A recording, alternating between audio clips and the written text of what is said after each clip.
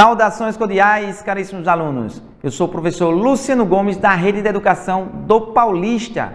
E agora estarei ministrando mais uma aula de Ciências da Natureza para a EJA, Educação de Jovens e Adultos, precisamente fase 1 e fase 2. Na aula de hoje, contamos com a participação especial da nossa intérprete Mari. Muito bem, professor. Qual é o tema da nossa aula? E qual é o número dessa aula, professor? Esta aula consiste na aula de número 16 e tem como tema plantas. Hoje nós iremos conhecer os mecanismos chamados mecanismo fotoativo e hidroativo. Eita, professor, eu já estou vendo que a aula vai ser difícil. Não, eu vou tentar explicar da forma mais clara, objetiva e precisa possível. Vamos falar sobre as plantas. Vamos conhecer os mecanismos fotoativo e hidroativo. Ô, professor, só para eu ficar calma. O que vem a ser mecanismo fotoativo? É só olhar para a nomenclatura. Foto lembra luz. Hidroativo, hidro lembra hidrelétrica. Hidrelétrica lembra água, né? Então vamos falar de mecanismos relacionados à luz, fotoativo, e de mecanismos relacionados à água, hidroativos. Antes da gente adentrar nesta temática da aula de número 16, se faz necessário nós fazermos uma breve revisão, conforme nós observamos aqui no nosso sumário. Inicialmente faremos uma breve revisão da aula de número 15, em seguida faremos a correção da atividade da aula número 15, assim como a correção do desafio, para daí então nós trabalharmos a temática nova, que é sobre plantas, mecanismo fotoativo e mecanismo hidroativo. Muito bem, professor. Então vamos revisar, professor. Vamos começar com essa breve revisão, com essa retomada da aula de número 15. É sempre bom revisar. Cada vez que a gente repete as informações, elas tendem a fixar em nossa mente. Tá certo? Então vamos lá. Nós estudamos na aula de número 15 a importância das plantas, bem como nós conhecemos as partes que compõem as plantas e as funções que cada parte desempenha. Antes de tudo, deixa eu falar para vocês algumas das importâncias das árvores, das plantas, dos vegetais. É o fornecimento de sombra, fornece sombra, qualidade de vida, conforto térmico, olha que palavra chique, conforto térmico. Por meio das sombras, as árvores, elas nos fornecem essa sensação de conforto térmico. Muito bem, professor. As árvores também fornecem, nós vimos na aula de número 15, remédios e medicamentos. Nós vimos na aula de número 15 que é diferente remédio de medicamento. Apresentam quase que a mesma finalidade? Sim. Combater, tratar, prevenir, aliviar dores, sintomas de doenças. Mas a diferença básica entre remédio e medicamento, nós vimos na aula de número 15, é que remédio não precisa passar por controle de qualidade e de eficácia, de eficiência. Diferente de medicamento, que precisa passar por todo esse controle de qualidade, de eficácia, né? E que é passado pelos órgãos competentes. Professor, as árvores, os vegetais só têm essa importância? Não. Eles também fornecem aí, nós vimos essas diferenças, né, na aula passada e hoje nós frisamos novamente, mas vamos dar continuidade dizendo o seguinte, que as árvores, os vegetais, de uma forma geral, eles também podem ser utilizados para a produção, para a confecção, para a elaboração de móveis. Muito bem. Contudo, precisamos estar bastante atentos às questões ambientais legais. Nós não podemos sair fazendo a extração das árvores sem consultar os órgãos competentes, sem pedir autorização aos órgãos competentes. Se for em áreas municipais, pede autorização à Secretaria Municipal do Meio Ambiente. Em áreas estaduais, Secretaria Estadual do Meio Ambiente. Em áreas federais, ao Instituto Brasileiro do Meio Ambiente, que é o IBAMA. Eles, analisando que é viável a remoção daquelas árvores, que justifica que o empresário, que a pessoa que quer extrair, ele traz justificativas plausíveis, ele vai autorizar. Contanto que atenda a algumas condicionantes. Por exemplo, ele vai dizer, Luciano, você tem uma empresa, uma fábrica de móveis, você quer extrair essas árvores, ok, vamos analisar se ela está em área de preservação, de proteção permanente? Ah, não está. Você poderá tirar, ela não está em extinção não, então pode. Agora, para cada árvore que você retirar, você tem que contar 3. Quem vai dizer isso? É o professor Luciano? Não, são os órgãos de fiscalização ambiental, tá certo? Então, além das árvores serem utilizadas na produção de móveis, elas também podem ser utilizadas aí, pessoal, para a fabricação, para a construção de moradias, né, de prédios. Então, são utilizadas, além da estrutura da alvenaria, são utilizadas em madeira, né, oriunda aí das árvores, ok? Muito bem, professor. Além dessas importâncias que nós vimos na aula de número 15, cita-se por oportuno também a importância na qual os vegetais, eles fornecem para os seres vivos o oxigênio, que vai compor o atmosférico. Nós sabemos que a atmosfera, a grande quantidade de gás presente é de nitrogênio. 78% é nitrogênio, 22% é oxigênio. Esse oxigênio que nós respiramos vem das plantas. As vegetais realizam fotossíntese e liberam para a atmosfera esse oxigênio que nós vamos respirar. Nem todo ser vivo sobrevive exclusivamente na presença do oxigênio. Existem seres vivos que sobrevivem na ausência do oxigênio. Esses seres vivos são chamados de seres vivos inferiores, são alguns micro-organismos e eles são anaeróbicos. Eles sobrevivem na ausência de oxigênio. Mas de uma forma geral, as plantas clorofiladas realizam fotossíntese e liberam oxigênio para a atmosfera, permite filtrar o ar que nós respiramos. Nós vimos na aula de número 15. Professor, só tem essas importâncias? Não. Os vegetais, as plantas, as árvores fornecem também, são fontes de nutrientes. Se são fontes de nutrientes, são considerados alimentos. Professor, repete para nós o que vem a ser alimento. Alimento é todo produto ou subproduto? Natural ou artificial? Professor, peraí, professor, está dando nó. Como assim? É todo produto ou subproduto? Todo produto. Exemplo, banana. Subproduto, doce de banana. Natural ou artificial? Exemplo, natural, o leite. Artificial, o queijo. Então, alimento é todo produto ou subproduto? Natural ou artificial? Que contenha um ou mais nutrientes. Ô professor, e o que são nutrientes? Nutrientes são substâncias químicas que servem para nutrir as nossas células. Olha que coisa chique. Você não vai sair dizendo assim, eu preciso me alimentar para matar a fome. Não. Você vai falar de uma forma científica. Eu preciso fornecer para o meu corpo alimentos que são fontes de nutrientes. Nutrientes esses que podem ser de natureza inorgânica ou orgânica. Inorgânica, sais minerais. Orgânica, proteínas, vitaminas, carboidratos, lipídios. Então, o alimento ele vai fornecer esses nutrientes para nos manter vivos, para que a gente possa realizar nossas funções vitais. Então, a partir de hoje, falem assim, eu preciso me alimentar para fornecer nutrientes ao meu corpo, para me manter vivo, com saúde, realizando aqui as minhas funções vitais. Ok? Então, essas foram algumas das importâncias das árvores, das plantas, vegetais que nós vimos. Nós vimos também na aula número 15, ainda dentro da revisão, quais são as partes que compõem as plantas. Quais são? Você lembra? Mas vamos lá que eu vou ajudar vocês. Raiz, caule, folha, flor, fruto e semente. Cada qual com suas funções específicas. Por exemplo, raiz, qual é a função? Fixar a planta no substrato, absorver água e sais minerais.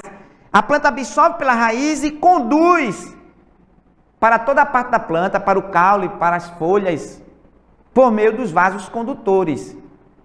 Ok, professor. Professor, e o caule? O caule ele tem a função de ligar a raiz às folhas. O caule ele liga a raiz, recebe um nome chique, sistema radicular. Então o caule ele liga o sistema radicular, a raiz, às folhas. Existem vários tipos de caule e nós vimos na aula de número 15. Professor, e as folhas? As folhas, nós vimos que existem vários tipos de folhas, folhas com nervuras, que são aquelas linhazinhas, né, paralelas, folhas com nervuras reticuladas. Nós vimos que a folha tem como principal importância É o local onde acontece a fotossíntese. Ok? Muito bem, professor. Depois nós vimos quem mais? A flor. A flor, professor, o que é a flor? É o órgão de reprodução das plantas. A parte feminina, claro, porque fazendo uma comparação com os animais, tem a flor masculina e a flor feminina. A flor masculina é chamada de androceu. A flor feminina, gineceu. Tem as suas partes. Qual a função? Garantir a reprodução. Ok, professor. Nós vimos o fruto. Ô, professor, o que vem a ser o fruto? O fruto nada mais é do que o ovário fecundado, desenvolvido e maduro. Existem frutos secos, como por exemplo, azeitona. Existem frutos carnosos do abacate. Qualquer um deles fornece nutrientes que nós precisamos, sabe, de alimentos. Nós vimos também sobre a semente. Luciano, o que é a semente? É o óvulo fecundado, desenvolvido e maduro. Tá certo? Então essas são as principais partes das plantas com as suas respectivas funções. Lembrando, nem toda planta é comestível. Elas podem apresentarem princípios tóxicos, assim como fatores antinutricionais que prejudicam a nossa nutrição. Vamos ficar atentos. Correção da aula de número 15, ainda dentro da revisão. Qual é a importância da árvore para a vida na Terra? Explique. Ela fornece sombra, fornece medicamento, fornece alimento, construção de imóveis, moradia. As árvores permitem o fornecimento de oxigênio. As árvores permitem o fornecimento de alimentos. Questão número 2. Nos vegetais, principalmente nas folhas, encontramos uma estrutura relacionada com a perda de água e trocas gasosas, que recebe o nome de... Eu não expliquei, mas vou começar a explicar a partir de agora, que é o tema da nossa aula número 16. Grava o nome. A folha acontece a fotossíntese, respiração e transpiração. Na folha existe uma estrutura chamada de, grava aí, estômatos. Estômatos. É a resposta da questão número 2. Ô Luciano, letra D. O que são estômatos? São aberturas por onde acontecem as trocas gasosas entre a planta e o meio.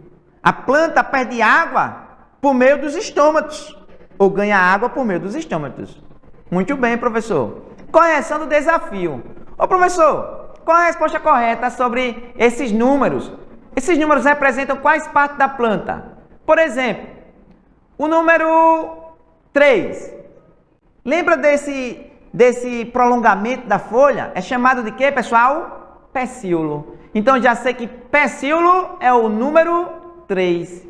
Ô, professor, o número 1, ele está apontando, professor, para essas linhas.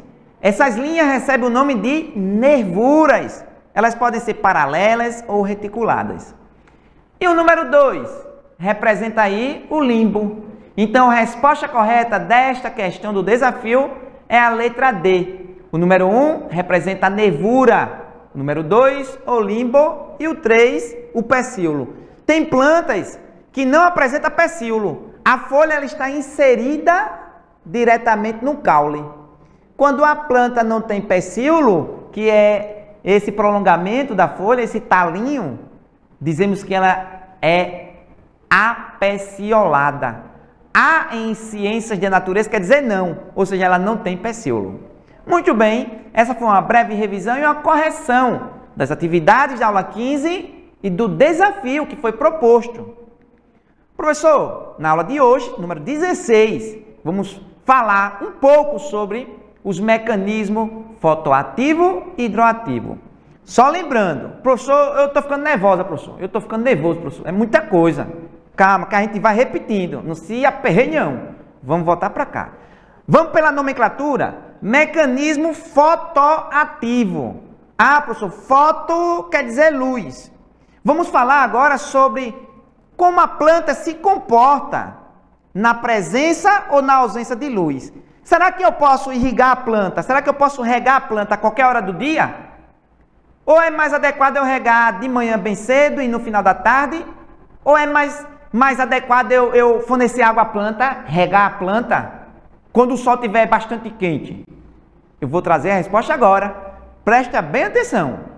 O mecanismo fotoativo está relacionado à luz. Está relacionado àquela estrutura que eu falei, os estômatos. Os estômatos são estruturas presentes na folha, onde acontece a troca gasosa. A planta perde água e gás com o meio. O mecanismo fotoativo, como funciona, professor? Eu vou explicar para vocês agora como funciona. Na presença de luz, os estômatos eles se abrem. Se abrem. Você pode regar a planta. Ela vai absorver água. Ô professor, e na ausência de luz, os estômatos se fecham. Não é conveniente regar a planta à noite. Está na ausência de luz, os estômatos estão fechados. Pode ser desperdício de água. E nós devemos ter um máximo de cuidado. Porque a água é um recurso, né, apesar de ser o componente mais abundante, tanto dentro quanto fora dos seres vivos, mas a água doce que nós fazemos uso, essa poderá acabar. Temos menos de 2%. Então precisamos economizar. Se vocês, a partir de hoje, observar alguém regando a planta à noite, você vai mostrar que tem conhecimento. Dizer, ô rapaz, ô senhora, não regue não a planta agora, à noite, 8 horas, os estômatos estão fechados. As plantas não irão absorver a água. Ele vai dizer, nossa, você está na faculdade? Não, você vai dizer, eu sou aluno da rede de ensino do Paulista. É uma coisa chique, né? Vai até valorizar os professores. Então, vê só. Então, presença... Ô, professor, então eu vou regar a planta meio-dia, o sol está muito quente. Também não é assim. Não é bem assim. Quando o sol está muito quente, né? Temperatura muito alta, a planta perde água. E quando ela perde água, os estômatos se fecham. Então, resumindo, a melhor hora para regar as plantas é de manhã bem cedo e no final da tarde, quando o sol está se pondo, na presença da luz, mas não com temperaturas elevadas. Então, presença de luz, os estômatos se abrem, a planta absorve água. Na ausência, os estômatos se fecham, a planta não absorve água. Isto chama-se mecanismo fotoativo. Grava bem. Vou regar a planta de manhã bem cedo ou no final da tarde. Se eu regar à noite, ou se eu regar quando a temperatura está muito alta, é desperdício desse recurso de vital importância para os seres vivos. Ô professor, e o que é o mecanismo hidroativo? Ô professor, é cada palavra em ciência da natureza. Mecanismo hidroativo, vamos pela nomenclatura? Vamos um pouquinho aí de língua portuguesa, né? Vamos analisar aí o prefixo. Hidro, lembra o quê? Ah, hidro lembra hidrelétrica, hidrelétrica lembra água. Vamos um pouquinho língua portuguesa, vamos puxar para cá um pouquinho, vamos tentar interdisciplinarizar aqui.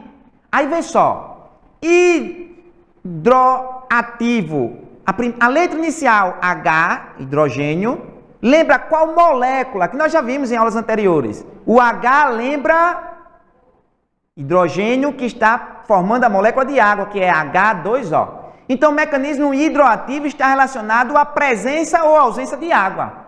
Vamos ver como os estômatos se comportam? Então, na presença de água, os estômatos se abrem.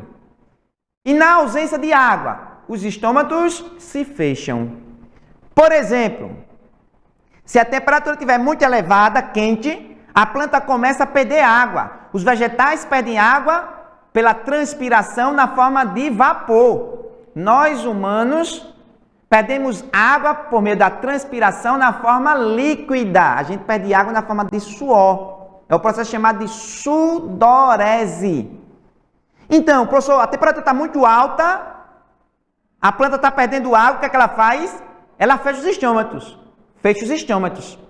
Então, na ausência de água, eles se fecham. Na presença de água, eles se abrem. Isso é chamado mecanismo hidroativo. Tá certo? Mais uma vez. Presença de água, eles se abrem. Na ausência de água, eles se fecham para não perder. Isso é um mecanismo fisiológico das plantas. Muito bem, professor. Então, eu concluindo essa aula, trazendo para o meu dia a dia, eu já sei que não devo regar as plantas quando está à noite ou quando o sol está muito quente. Porque à noite não tem luz, os estômatos se fecham. O sol muito quente, a temperatura é elevada, a planta pede água, então ela fecha os estômatos. Não adianta botar água quando a temperatura é muito quente, que ela não vai absorver. Está os estômatos fechados. Qual a melhor hora, professor? De manhã bem cedo ou no final da tarde? Muito bem. Agora eu vou deixar para vocês um breve desafio. Eu acho que eu dei até a resposta, mas vocês irão discutir com o professor e com a professora de vocês e socializar a resposta. Olha a pergunta, como é fácil? Qual é a melhor hora para irrigar as plantas? E agora? Então já dei a resposta, passei o bizu, fiquem bastante atentos. Por fim, eu gostaria de dizer para vocês que estudar é a única coisa que minha mente nunca se cansa, nunca tem medo e nunca se arrepende. No mais, muitíssimo obrigado a todos vocês pela atenção. Valeu, pessoal. Por hoje é só.